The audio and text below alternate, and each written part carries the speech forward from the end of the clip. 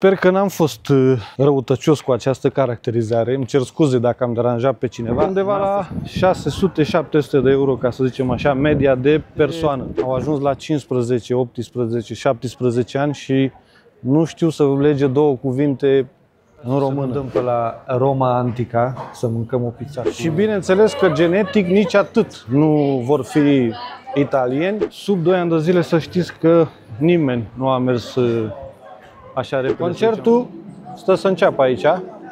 Toată lumea și-a ales cât un scaun cât mai în față, dar văd că sunt și televiziunile, vezi?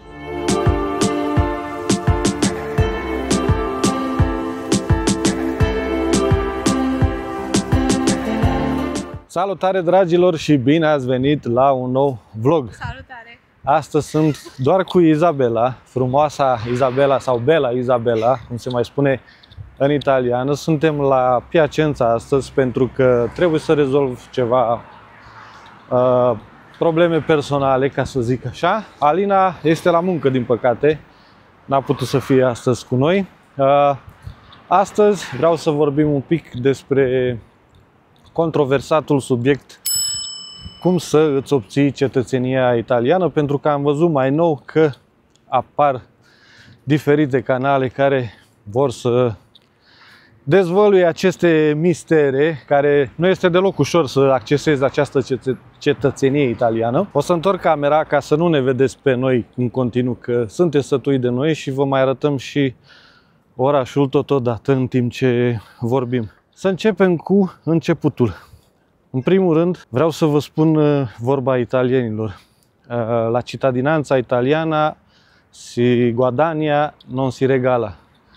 Adică, mai pe românește, trebuie să muncești, să treacă ceva ani peste tine de plătit taxe pe aici prin Italia și după aceea să îți obții cetățenia italiană, bineînțeles dacă ești eligibil. Și cerințele ar fi următoarele. În primul rând, trebuie să ai rezidență aici în Italia de minim 5 ani de zile, și când mă refer la rezidență, nu mă refer la rezidența fiscală, doar un codice fiscale și doar atât. Trebuie să ai rezidența, adică un domiciliu fix de minim 5 ani de zile în Italia, dar concomitent cu acești 5 ani de rezidență care sunt necesari, trebuie să și plătești taxe în acești 5 ani, să se vadă că ai avut contracte de muncă. În special, contează foarte mult să ai contract de muncă pe perioadă nedeterminată, adică indeterminată aici în Italia, pentru că când o să depui dosarul, o să se uite la toți anii din urmă cât ai cotizat în toți acești 5 ani și se ia în calcul. Punctul 2, mai aveți nevoie de un atestat al limbii italiene. Ce înseamnă asta? Mergeți, faceți cursuri de limba italiană, dați un examen și vă dă atestatul B1, se numește, pentru cunoașterea limbii italiene. Pentru angajare, de exemplu, dacă mergeți într-o firmă mai serioasă care vă cere atestat de limba italiană, este necesar doar A1. Dacă vreți pentru cetățenia italiană, este necesar atestatul B1. Și acest atestat, bineînțeles că este un atestat care se obține după cursuri prin examen. Și bineînțeles că aceste cursuri costă undeva la 250-350. Pleacă de la 250 și ajunge până la 350. Am făcut primul punct. 1. Rezidența de minim 5 ani de zile. 2. Atestatul B1 de cunoaștere a limbii italiene. Ce frumos să vede aici palațul ăsta așa când vii de la colț. Foarte frumos. Dar e multă lume astăzi pe centru. E concert ceva de seară, da. Aha, frumos. Și punctul 3, trecem la costuri. Bineînțeles că, cum am spus la început, cetățenia italiană se câștigă, nu se face cadou. Costurile sunt o taxă de 250 de euro și încă ceva taxe de timbru, de care nu mai sunt așa costisitoare, undeva la una de 16 euro și alta tot așa de câțiva euro. undeva la 300 de euro în total. 300 taxa care merge la primărie, să zicem o medie de 300 de euro cursul, că puteți găsi școli care vă face cu 250 și altele 300, alte 350. Undeva la 600-700 de euro, ca să zicem așa, media de persoană, pentru a putea depune cererea pentru cetățenie italiană. Bineînțeles, nu este și obligatoriu, că vă și aprobă. De preferat ar fi ca și acte să aveți certificatul de naștere tradus și apostilat, că nu se știe. Sunt primării care vă acceptă actele netraduse și neapostilate, dar sunt și primării care vă cer acest lucru. Și trecem acum la timpii de așteptare, care nu sunt deloc puțini ca număr de ani. Timpul de așteptare este un maxim de 5 ani, care, bineînțeles, începe din momentul în care ați depus cererea către primăria respectivă unde aveți domiciliu. Aici depinde după noroc, după caz, după cum se mișcă primăria, cât de repede vă vine dosarul la rând. E posibil ca în 2 ani de zile să scăpați, să vă cheme la jurământ, dar sub 2 ani de zile să știți că nimeni nu a mers așa repede, să zicem, la 1 an sau la câteva luni de zile, sau poate chiar au fost excepții, dar în general după 2 ani de zile vă vor chema. Sunt alții care au așteptat și până la limit aproape de 5 ani de zile. Deci așa aglomerație ca astăzi n-am mai văzut de mult eu la Piacenza, să știi. Ce fac aici? Renovează clădirea asta de sunt lucrări. Chiar foarte aglomerat. Când va venit dosarul la rând, o să vă cheme să depuneți jurământul în limba italiană în fața primarului sau ofițerului de serviciu care se ocupă de așa ceva, și după care vă eliberează dubla cetățenie, adică cetățenia italiană. Asta în cazul în care nu vreți să renunțați la cetățenia română. Indicat ar fi să optați pentru dubla cetățenie, să rămâneți și cu cetățenia română și să obțineți și cetățenia italiană. Și acum, ce este și mai important, vorbim despre cetățenia italiană a copiilor născuți aici în Italia. Vorbim despre copii care sunt născuți din 2 părinți români. Dar asta, după ce intrăm la un magazin aici, că Izabela are nevoie să îmi cheltuie niște bani pe la Fly Tiger, sau cum se numește, tati, magazinul ăsta? Așa se numește, nu? Da, am zis bine. Intrăm, vedem dacă cumpără ceva și revenim. Aici, da, Fly Tiger.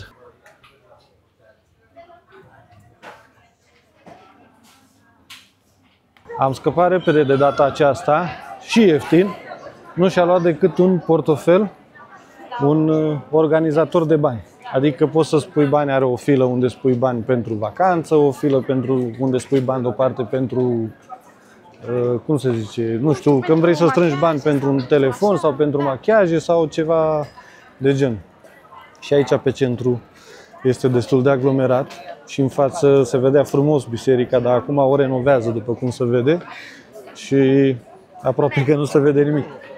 Doar multă lume, multă aglomerație, mare aglomerație. Revenim la cetățenia italiană pentru copiii născuți pe teritoriul Italiei. Să știți că copiii născuți aici din 2 părinți români, mamă și tată, nu au decât un certificat de naștere că sunt născuți pe teritoriul Italiei. Dar cetățenia adevărată și-o pot obține doar la vârsta de 18 ani. Asta înseamnă că nu pot decide părinții pentru ei să depună o cerere pentru a deveni cetățeni italieni până nu împlinesc vârsta de 18 ani. Rămâne totul la decizia și aprecierea lor dacă vor să-și obțină cetățenia italiană. Bineînțeles că un copil care este născut aici și a trăit aici face dovada că a trăit aici mai mult de 5 ani de zile ca și rezident și are și școala făcută aici în Italia, nu o să mai aibă nevoie de acel curs de limba italiană B1 cu examen, o să fie în automat. Decât depune cererea, plătește banii pentru taxa respectivă, mamă câtă lume este că nu se vede nimic. Și la fel procedura trebuie să aștepte, nu primește nimic în automat, chiar și după 18 ani. Depune cererea, plătește taxa și nu se știe când îi vor chema să depună jurământul pentru cetățenia italiană. Practica este la fel ca și a altuia care nu este născut în Italia și îndeplinește toate cerințele. Am vrut să precizez asta și pentru copii, că multă lume e în dubiu și nu știe cum funcționează. Deci copiii născuți din doi părinți români nu sunt italieni, chiar dacă sunt născuți pe teritoriul Italiei. Și bineînțeles că genetic nici atât nu vor fi italieni. Da, copiii care sunt născuți dintr-un părinte italian și al doilea român, atunci da, și genetic, pentru că se trage din unul din părinții cu sânge italian. Dar care este născut din ambii părinți români, atunci doar că este născut pe acest tărâm, ca să zicem așa, într-un spital italian și o dovedește cu un certificat de naștere.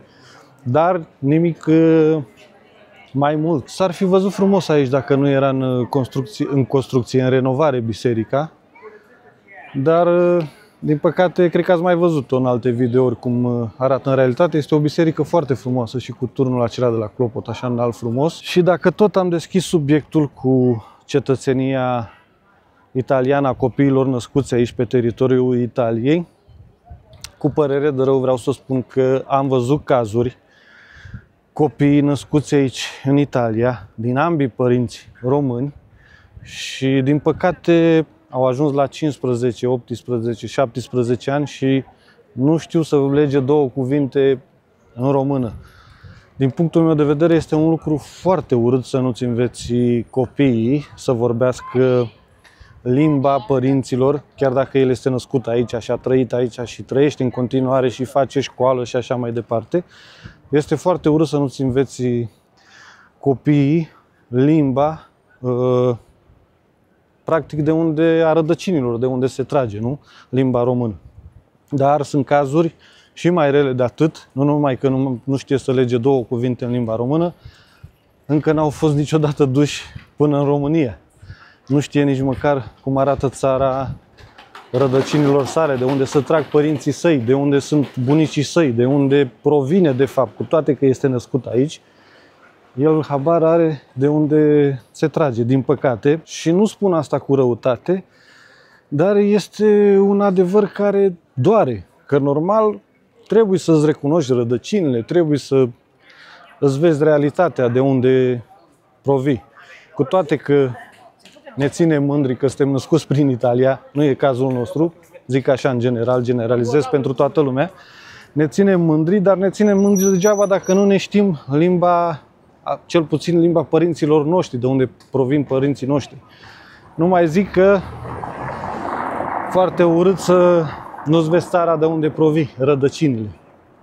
Dar, na, fiecare cum gândește și cum vrea să-și educe copiii și cum e mai bine. Dar părerea mea că e urât să crești aici și să ajungi undeva, nu știu, mai matur și să te întrebe undeva la locul de muncă sau profesor sau ce știi despre țara ta sau ce știi despre rădăcinile tale și tu să dai din numeri că nu știi nimic, e cam nașpa, din punctul meu de vedere. Eu vorbesc că pe mine m-ar deranja ca copilul meu aici de față, cu toate că Izabela nu este născută în Italia, să fi fost născut aici și să nu știe de unde provine, de unde se trage rădăcinile, să nu cunoască nimic despre țara părinților săi și mai ales limba, care este, pentru mine ar fi imposibil. Sper că n-am fost răutăcios cu această caracterizare, îmi cer scuze dacă am deranjat pe cineva, n-a fost cu nicio intenție, cu nicio direcție,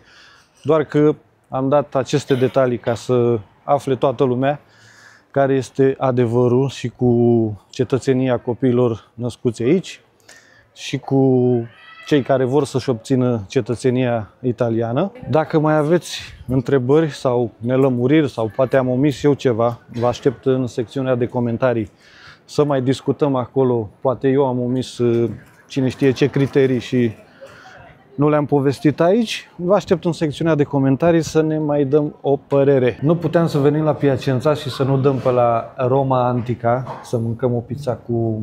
Asta este cu roșii și cu guanciale și cu mozzarella. Și asta este cu ardei și mozzarella, cu pepperoni. Da.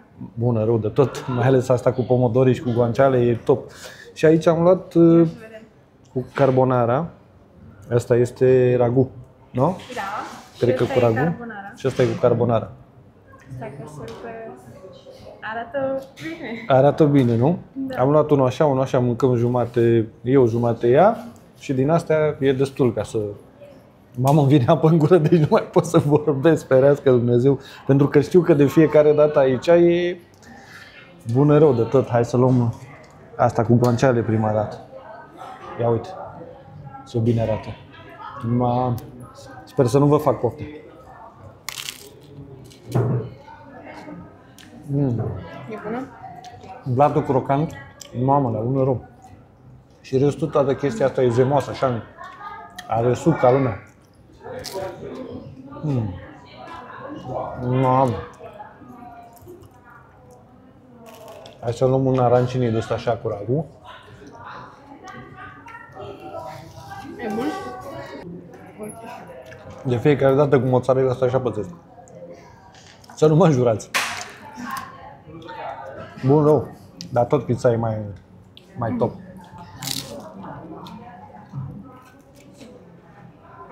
E așa fresh. E fresh? E bună? Bună rău. Asta nu știu dacă am încercat data trecută. Mamă, dar e fierbinte rău asta.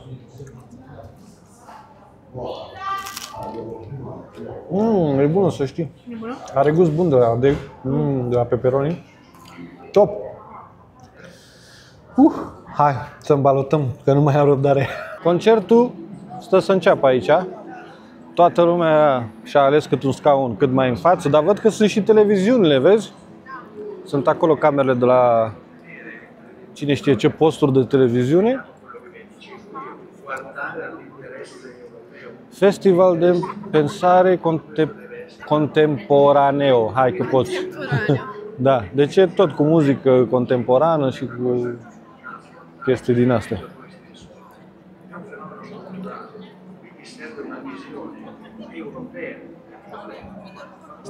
Da, e pus un video înregistrat, nu e nimeni deocamdată să vorbească.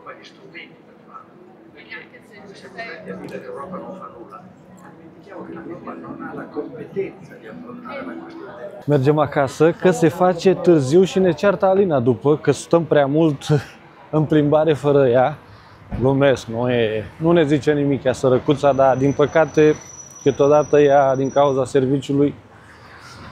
Asta e. Bine că nu veneam așa aiurea, dar am avut o treabă de rezolvat aici la Piacenza. Dragilor, ăsta a fost video. Sper că v-a fost de folos ceea ce v-am povestit în acest video. Așa că faceți și voi un efort, puneți și voi un like, o abonare și până data viitoare, cum o spun de fiecare dată, vă țuc de nu vă vedeți. Ciao!